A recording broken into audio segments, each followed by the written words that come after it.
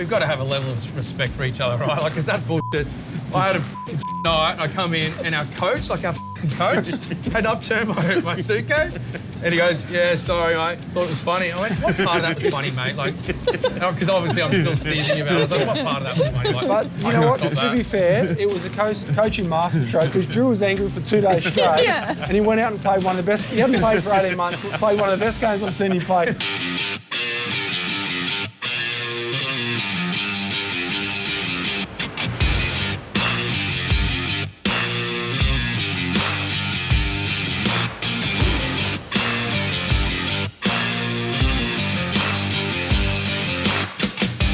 Welcome to another episode of the Aussie Rugby Show, brought to you by Extra Hop. Stops breaches 84% faster. Drew Mitchell, Stephen Hoyle, Sean Maloney. We have picked a beautiful spot for this week's show. Does it get any better? The Manly Beach at twilight. We're at the home, the unofficial home of the Manly Savers Club, who play in the Meldrum Cup and are flying at the moment. Finished the season unbeaten. They've got finals this week. Great club, great people as well. Benny Bangers, Wooten, Fridge, it's a Northern Beaches Guru, club State, that you haven't played Freddie for. Latu, Is that correct? Jimsy. Mate, I could go all night. It's probably the only club I haven't played for on the Northern Beaches, but great club, go the Savers. I didn't play for the Manly Savers rugby team, but growing up, I was actually a Manly nipper here. Were you? Yeah, here, the little blue cap. Yeah, I was a little Manly nipper. Father was working up at North Head, the artillery Yeah. for a couple of years. You would have been a sand specialist. Look, I was all over the flags, all over the beach sprints, but didn't do anything in the water because I was terrified of it. I was like, nah. Not Blue getting bottles? there. So Dramas. Blue bottles, waves. Wow, he's a sprinter. gold. Well, also Michael Hooper learnt to run quick on this same beach. Yeah. Look at that. I did not know that. Yeah. Cool story, Bit Hansel. of a fast twitch beach out here, eh? Yeah. Let's get to what got you from over the weekend. I'm going to start. Tupu Va'ai, his All Blacks announcement and the beautiful announcement he had to his family and the reaction that they had got me thinking. I wanted to know what that was like for you guys when you knew you were going to be a Wallaby. Look, you don't get to choose what you're doing at the time that you get the call. And for me, it was in 2004. It was I didn't think it was likely, to be honest. And I just finished playing for University of Queensland, the Red Heavies, in first grade. And I was actually dressed as Austin Powers on a on a Mad Monday. And I got this phone call and I didn't know like the number. Obviously, it was Eddie Jones. And I had to take my fake teeth out so I could speak to him. And I was like, I was hell-bent that day going, "Yeah, baby, do I make you horny?" Imagine if I said that to Eddie, because thinking, like, you just weren't expecting the call. But he said, "Oh, look, Drew, it's Eddie Jones, mate. You've made the tour squad. Like, you're going to go. You're part of the Wallaby squad." And I'm like, and then, and then, of course, he then says, "But it's not going to get announced until Wednesday, so keep it to yourself. Don't tell anyone." I was like, "Can I tell my parents?" He's like, "Yes, you can tell your parents, mate, but don't tell anyone else." I'm like, "All right, great." But then I just sort of put my teeth back in and went back into this first grade. And I go, "Well," because some people were sort of saying you're going to get the call, whatever. And they were like, kind of "Wasn't the have call?" half And I was idea, like, don't you? "No, it wasn't the call." And I straight back on. That's the worst part about it. I was the exact same day as you because it was the same tour. It was September 20, 2004. It was my girlfriend's 21st. Wow. She just Like his wedding day. Yeah. My anniversary. But the best and worst part of it is that you feel as though you kind of got told that you're a chance, so you're a nervous wreck. Every time your phone rings, if it's a private number, your heart jumps a beat. And again, getting told that you couldn't tell anyone, I almost didn't really get to savour the moment because I was paranoid about people finding out. Of course, told mum and dad and the girlfriend at the time, which is now my wife, but I then couldn't tell anyone else. But that next night, something came out in the paper the day before it got announced, and I remember just being so nervous that I didn't want to be this leak that announced that I was in the Wallabies squad. But there's probably more chance that I was going to tell someone that day than you were. Yeah, but your Mad Monday was the week before. You were still dressed as Austin Powers. You were a week late. That was what was. I reckon it was Alan Hoyles who leaked you. getting you square. Old Al. Old Al. He owes me a few. What got me was the North versus South game across the Dutch.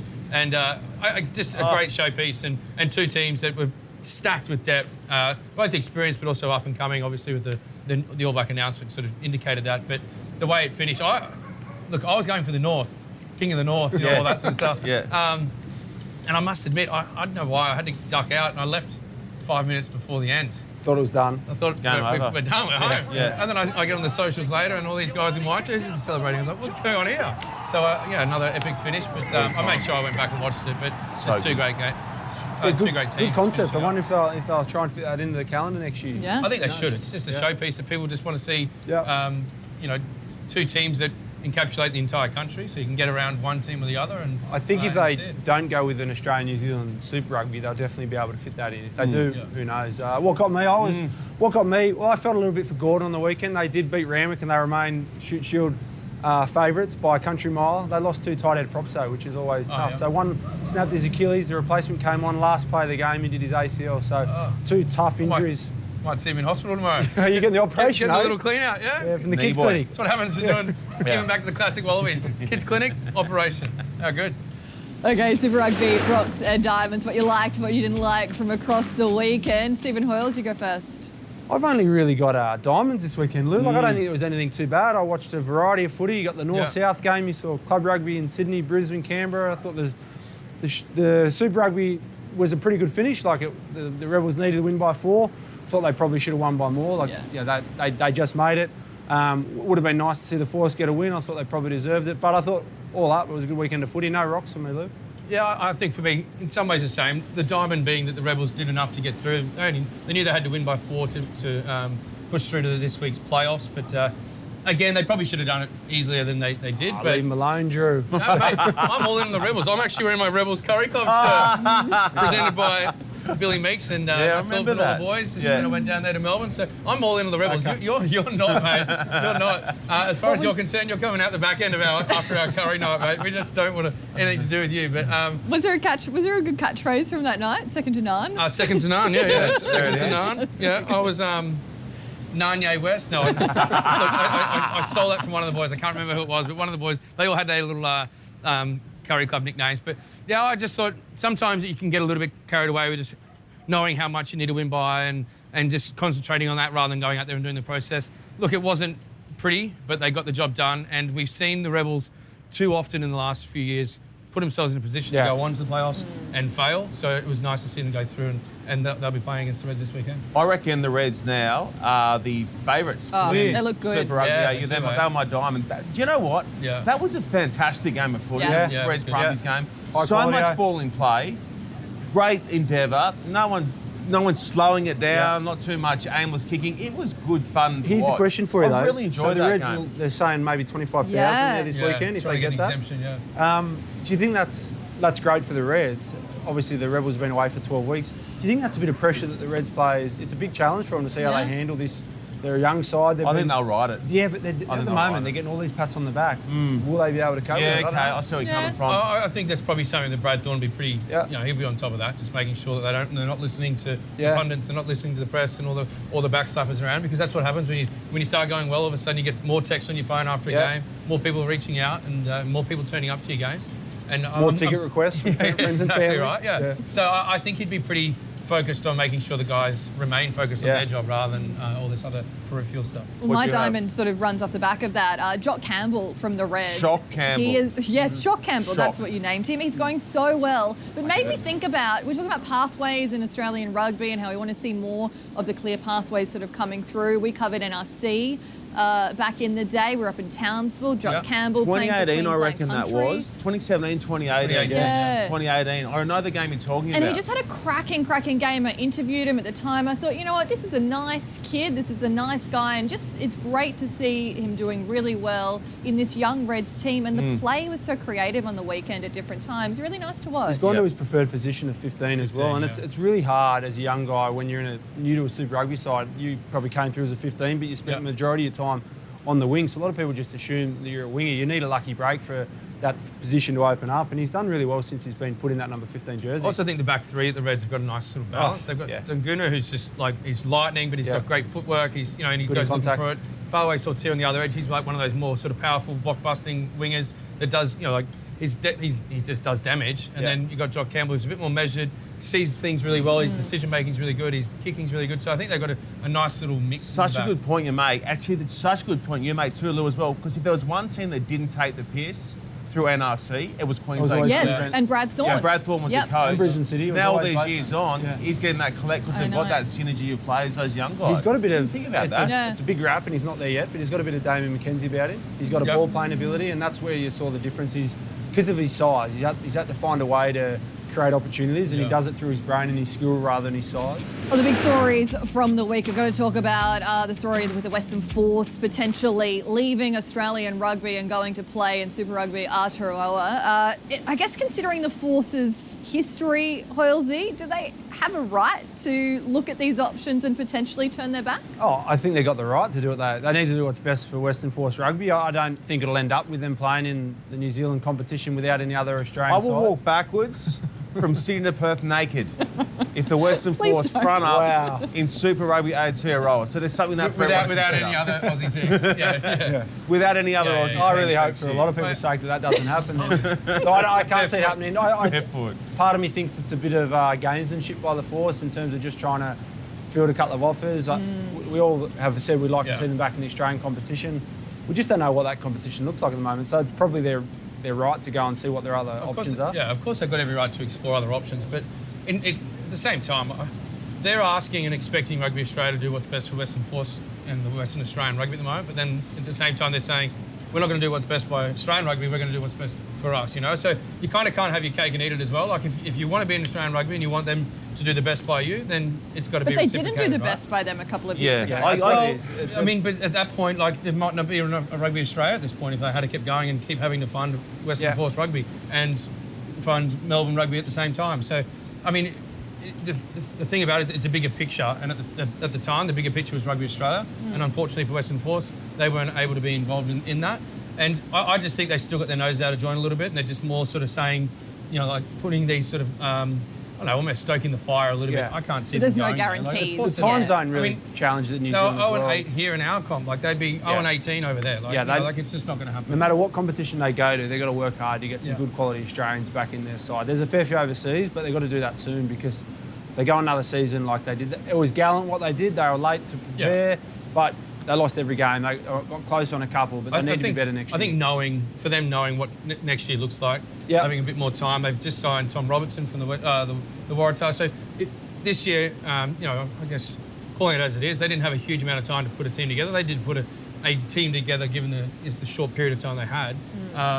They need to know sooner rather than later so they can start, you know, like shopping around and seeing who's available because they need to put out a better team than what they did this year. Back to your time zone situation, they would potentially base themselves over there. Yeah, again, that's They'd hub over really there, which is a confusing. massive ask. Yeah, you've just asked them to be away from, Yeah. from But Perth are you for really 12 like weeks. a Western Force, you know? Yeah. Like if you're just always willing to just be hubbed somewhere around the world just to play footy? I hope they stay. I hope COVID goes out the back door.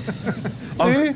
You're not a fan of this COVID thing. I've already got my date set. And I hope we get a situation where we get fans back to Perth and they're playing not to take anything away from Rapid Rugby, but more meaningful games, more spite-filled games against the Waratahs in front of big crowds over there. I Because really they're do. great rugby I people. really do feel for you on this COVID thing. Like you've lost your platinum status with Qantas. Like that's been a real bugbear. You spent 5 years chasing that and you've lost it because of one bar. Surely that's frozen for you. I hope it's frozen. I hope it's frozen. He will I need- make some complaints. You if need it's those frozen. Perth showers. Did I ever talk about the time Knee Boy collapsed in the shower in the Perth lounge? Tried to do the overnight, did you? Legit. He tried to do the full overnighter, collapsed in the shower in the Perth lounge. Knee Boy. Classic Knee Boy. Not for the faint-hearted. Missed Last his week, flight. last week we talked about the idea of South Africa going up to play in the Eight Nations tournament. Where are That they this seems- week, Lou? Well, apparently they're back with us now. Are they? Yeah, I know, those damn reports. Yeah. But no, so now that's not happening. South Africa will come back here. Georgia are going to play in the Eight Nations. Nice. That's this week's That's great. news. So that's great for Georgia. We spoke about them a little bit last week. They've been wanting to get into the Six Nations for years, and they've almost even, you know, they've suggested let's have a playoff. Whoever comes last in the Six Nations plays off against the winner of the second tier Six Nations, because Georgia have won that, you know, like in a canter for years now. Well, that was the big push with the World Rugby, the top 10, was that teams like Georgia were going to force an Italy or perhaps Scotland out of the top 10. I just know, like, Mamuka Gogodzi, he was like chomping it. Like, he'll come out of retirement, honestly. You think? reckon he Yeah. will? Well, I mean, he'd be wanting to. I don't know what sort of shape he's in, but he was always wanting the opportunity to go up there, because I know there was also some chat from the Sergio Parises, who was, you know, captain of Italy at the time, saying, no, like, you know, like sort of almost scoffing at it, because he knew Deep there was down, probably a chance Yeah. if there was a game that Georgia would really sort of step up for it. So it's almost like let's not give them the opportunity in case, you know, in case it blows up in our face. But now I think if Georgia starts getting exposure to these types of teams more regularly, they'll show that they wouldn't be out of place. You know, like if they go through this one and end up on top of Italy, then you know, like it's almost like there's the argument. Yeah. A huge amount of them, mainly in their forwards, are playing in top-tier comps throughout UK and Europe as well. So now you just need to get those 9, 10s, 15s playing regularly. In France, there's 30 registered professional props, Georgian props, in the top 14. Oh, sorry, not just the top 14, in the French competitions, so Predator and Federal 1. The same amount of Fijian wingers, right? So there's an indication of, you know, what, you know, like Georgia are known for their set piece, their scrum. Like they'll get parity or if not dominance against some of these, you know, better tier 1 nations. But it's when it goes to their backs and they just, you know, they can't control it necessarily, and that's where they sort of, you know, they sort of whimper a little bit. But if you give them that exposure, Georgia, Levan, I love our boy. Love the Georgia. So that's what's happening in the 8 nations, and now we sort of wait to see how the Rugby Championship unfolds. If South Africa do indeed come down here, we don't know what Argentina are doing at this point. Kind of looks unlikely that they might head out here. I know, so many COVID issues. So the talk now is Japan could replace Argentina, and we talk about time zones and how great Japanese rugby is from the Australian sort of point of view and Australasian point of view to get involved.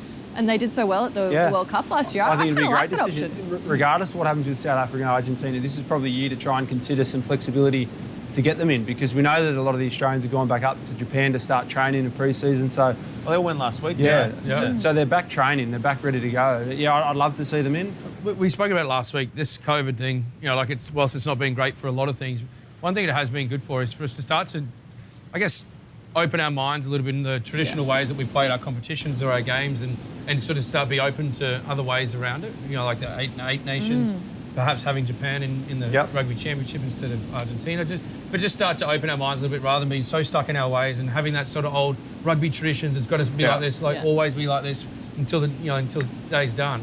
So I kind of like that COVID started to do that a little bit. It's accelerated the change that probably we might have seen in 5 years' time, whereas now we're maybe going to see it in this year or going into next year. We'd rather see 5 teams in the Rugby Championships play each other twice than 4 teams play each other 3 times. You know? And we're not getting bored of the Rugby Championships, but because it's evolved over time. But at the same time, we have room for change, and now's the right time to do it.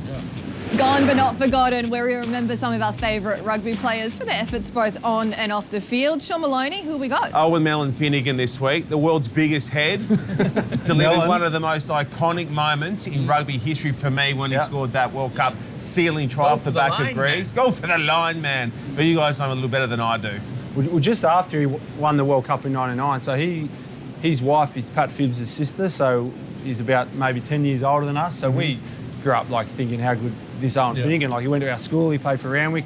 We just finished our HSC and he came and had a beer with us at the pub as soon as we finished. Like it was a week after he won the World Cup final. I reckon he just landed. Yeah. And he came, it was just unreal at the time. But then I got to play with him, but then at Randwick, of course, then a couple of years after I got to play against him. I was never really looking forward to playing against him.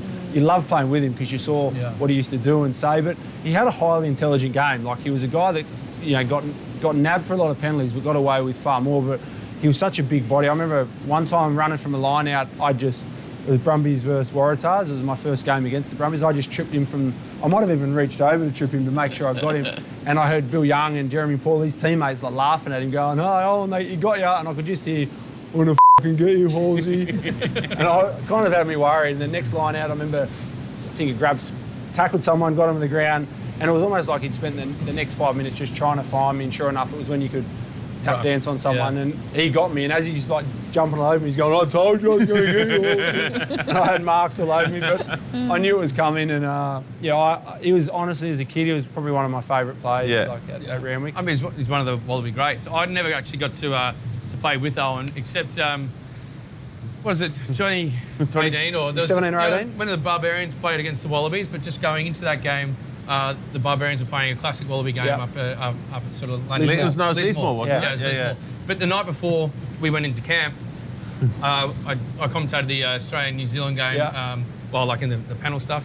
But then the next morning I had to get the first flight down to Melbourne to do an NRC game and then come back, right? So all my... And you hadn't slept? I hadn't slept. Because it was a big... Wallabies won. Wallabies won. Like, it was when they wore the Indigenous jersey. Like, it was a great night. I had a big night, put all my suitcase on, the boys... the truck to go down to Lismore, and I went down to Melbourne, did that game, went back up, and I finally got back we flew into Ballina, and we're going past the Byron Bay Hotel, and they said, "Guys, we've been kicked out, meet us back at the wasn't even a hotel. It was like, you know, in school camps, you got like A-frames and shit like that.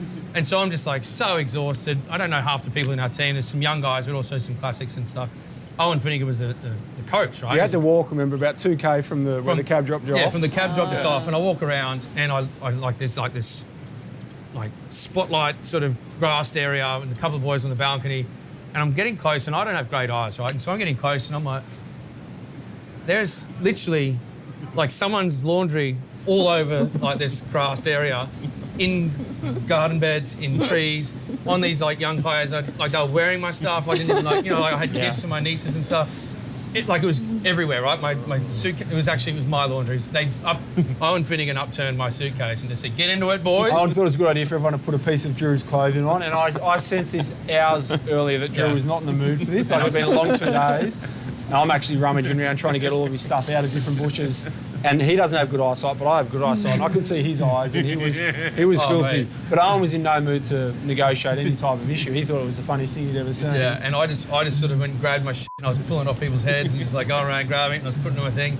I was sort of calling it for a night, and just went in, and I was steaming, mate. Like I was sitting there going to bed, just blowing up. And then You hadn't played in 2 years as well. I hadn't played. I was the captain of that team, so I went in the next morning, and I said, look, I've got to say something before we start. I said, look, we're all here for fucking nothing, like, off our own bats. No one's getting paid nothing. Like, we've got to have a level of respect for each other, right? Like, because that's bullshit. I had a fucking night, and I come in, and our coach, like our fucking coach, had upturned my suitcase, and he goes, yeah, sorry, mate, thought it was funny. I went, what part of that was funny, mate? Like, because obviously I'm still seething about it. I was like, what part of that was funny? Like, But you know what? To be fair, it was a coaching masterstroke because Drew was angry for 2 days straight, and he went out and played one of the best. He hadn't played for 18 months. Played one of the best games I've seen him play, putting shots on Taniela Tupou. Like he was really fired up. That classic Wallabies bunch of old guys, retired players, and half a dozen young kids almost beat the Barbarians, which was full of Taniela Tupou, Jake Maddox. It was. I think we lost by a try in the end. Yeah. I mean, look. Anyway, I got some really fun, and then some testing moments from Owen. But I mean, did some great things in the gold jersey, but also doing some great things now after the kids' cancer. The funny thing is, I think every single person that played with him, and even doing post-match afternoon speeches with him, they'd have a similar story of Owen being silly Owen. And see, that the thing is, I had no context before it, so I didn't know that that's just Owen, right? Yes. And I was just fuming. I was like, if you weren't so big, I'd have my first fight right now. But yeah. Anyway, Owen. Let's dive into the Aussie Rugby Show mailbag, brought to you by Extra Hop. Extra Hop stops breaches 84% faster. Check them out at extrahop.com. This week, speaking about faster, that's the perfect segue into this week's first question on the mailbag front. Drew, it's landed via my WhatsApps from a guy that Hoyles and I know very well. It is Carlin Isles, all the way from the USA. Here we go. Carlin Isles for you, Mr. Mitch. Hey guys, this question is for Drew. Apart from me, who are the 2 fastest guys you've ever seen on the field? What about that? Good. So apart from me, Well, who's quicker than Carlin? well, Perry Baker. No, I'm joking. You better apologise. I'm joking. Now. Come on, that was just a cheap one. You know what? I think a young Brian Urbana was quick. He was express. I think towards the back end. I mean, I hadn't covered it too long, but he was on one knee by that point. He also was a bit bigger up top. He was carrying a bit more bulk. But he, like when I first started playing against him, he was absolutely express. And then I think another one for a different reason, I think more rugby quick, would be Shane Williams. Yeah. Small guy, really quick turnover of his feet, but I don't know, I think because he didn't have such the long stride, he could just change his direction, like on a 10p piece. You see what I did there? I like 10p. But yeah, I always had trouble against him in terms of that acceleration he had. He had like rugby quick, whereas Brian Urbana and these other guys have got top end flight, which unfortunately I saw too often as well. Who was the quickest Wallaby that you guys had? I think forward-wise, the fastest I would have come across is probably Hoops. But, he just had Speechman down here with Drew. And another forwards who had a bit of pace, surprisingly. Huey Edmonds had good pace. He could hit high 9 metres per second. Okay. Which was really quick for a guy who was in horrendous condition. Like he was. What do you mean, boss? He is. No, he could Big run fan of the fast. show. Oh, nice. I miss Carlin too. I miss you, Carlin. Thanks for the shout, buddy. That was nice, mate. He's a champion. Yeah. Carlin's a champion. I love when he goes, woo. He loves score a try and go, woo. He loves it. Next. So good. Some questions from Twitter from Luke Barrow first up. What does the panel think of a knockout club tournament a la FFA Cup style involving sides from every state and territory? I really like the concept. Just got to be careful in rugby with what levels you play other teams at. In soccer, you can do it, but you've always got the safety of a scrum and whatnot. So if you, for example, That's a put good a point. first grade side up against the first grade team. Illawarra or subbies, Or a Camwell Cup yeah, team. you run the risk of guys not being prepared. But you could play them off in their own divisions and the best push through. Yeah. But I love the way they're thinking. Something like that be awesome. Would be Would something like a sevens would be better absolutely to that? easily. Yeah. Yep, you could easily do that. I think it could work. Even a 15s format could work. It was between first grade sides only. I'd have to say, unfortunately, subbies and all different divisions wouldn't be able to compete against first grade. Yeah. Okay, next one from Joshua Smith, also on Twitter. What would need to change to bring back or retain our best players in Australian rugby? I just don't think we're going to get it. I just don't think we've got to. I think we've got to get past that mindset. I think if you look at it, we've spoken about it before. You look at the A League and the Socceroos. They pick. They're a team that's got a complete national setup here with 8 or 9 teams, and they still pick from anywhere around the world. It's a global game, so you've got to allow people to chase opportunities and also seek better their professional development by playing elsewhere as well. And I think we've got to get to that point where, we've got 4 teams, 5 teams professional here in Australia. There are great opportunities, not just for the top tier players, but for the young ones coming through. And if they're still available and they're playing their best and they're still Australian eligible, then we should be able to pick them. And I know it'll cut us a little bit at the knees in terms of our domestic competition, but I think overall it'll just start. We talk about depth. We've got great depth. We've got great depth. It's just not all here in Australia. We've got to start getting past. We've got to take the blinkers off, thinking everything should just be Australian focused, because we've got so many great Australian players. Some that are starting their career, some that are finishing their career, and some in between, but they're playing overseas. And I just think we've got to take the blinkers off a little bit and sort of broaden our horizons to allowing them to play. One of the fears with initially all these players going overseas is that they won't stay in shape. You won't be able to see what sort of physical condition they're in. Yeah. That's kind of changed in the last 5 years. Most sides have got their act together overseas. All the UK sides do, all the Japanese sides do. They've all got great facilities and strength and conditioners. If we want to keep the best here, I think the only way we can do it is by having less teams and more money per squad. So instead of having a salary cap for 5 million or 6 million for 4 or 5 teams, you make the salary cap 7, 8 or 9 million, which is on par with what a rugby league salary cap is, to get all those Will Skeltons, Rory Arnold. So you actually go, you know what? They're not going for money. They might choose to go for another reason, but money's not one of them. Yeah. Interesting. Weekend forecast. We're going to focus on the Super Rugby AU semi-final this weekend. Reds hosting the Rebels up at Suncorp Stadium. What do you think? I reckon Reds. I reckon the Reds are favourites now. Yeah. Yeah, I do. I think Reds are favourites. For the whole tournament? For the whole thing, yeah. Wow. Yeah, right. Well, they went close to the Brumbies in that. We'll touch more on it next week because I think they'll get through this week. But I think Reds, Yeah, I can see why you say that. I also think the Brumbies kind of went in there last week knowing what a player would be like, essentially playing for nothing. I just don't want to get injured. I've got a final to play. They probably would have kept some test stuff season back. half days. Yeah, they would have pulled a few tricks out of the playbook. I don't see the Rebels. I mean, you're not picking the Rebels, so I'm not going to pick the Rebels. Well, they beat the Force by 4 points and they were down to 14 men for the last 20 minutes. Tight. I'm definitely going to go Reds and then I'll probably reassess, but I do think the Brums the following week. yeah, I think the Reds will beat the Rebels. I just hope it's a good contest. I think the Rebels, like we've mentioned a couple of times, they weren't at their best on the weekend, but they did enough to get through. Maybe the playoffs is where they play their best footy. Like we haven't seen it yet. They might just find a leg and just remember go, you know 8 years ago when they had that draw at Brookvale Oval? Which was actually like 6 weeks ago, but I'm saying it was like 8 years ago because it feels that long. I don't know what you're talking about. Because of the COVID, it was actually like 6 weeks ago. I said, and they were the team 8 years ago. Like, At Brookvale Oval. Man of the match. Who should pick for that I game? like that. Go. James O'Connor. I think he's been controlling things really well. Nice. He's got some attacking weapons inside and outside. I'm liking how wide and loose Taniela Tupou's playing. Yeah. Like, did you see that ball, that little line that he took the ball that wasn't really meant for him. James O'Connor went to play back inside to one of the outside backs. I think it might be Jock Campbell. But Taniela just put this beautiful little line off the back of the ruck and it ended up being forward, but not because of him, just the ball drifting Yeah. forward. But just making himself available, giving options to people. He's strong, but I think James O'Connor's going to be man of the match. I'll go Tate McDermott. I think he's been classy. I'll go Wilson, just so I can say, Wilson!